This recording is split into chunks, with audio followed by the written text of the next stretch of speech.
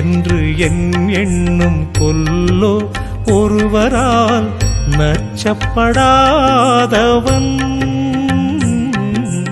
எச்சம் என்று என் எண்ணும் கொல்லோ ஒருவரால் நச்சப்படாதவன்.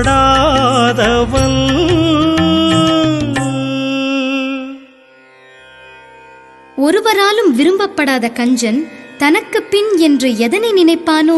பட்டணத்தில் பாதி இவன் வாங்கி முடித்தான். அந்த பட்டயத்தில் கண்டது போல் வேலி எடுத்தான். அதில் 8 அடுக்கு மாடி வைத்து கட்டிடத்தை கட்டிவிட்டு 8 அடிக்குள் வந்து படுத்தான். மண்ணை கொட்டியவன் வேலி எடுத்தான்.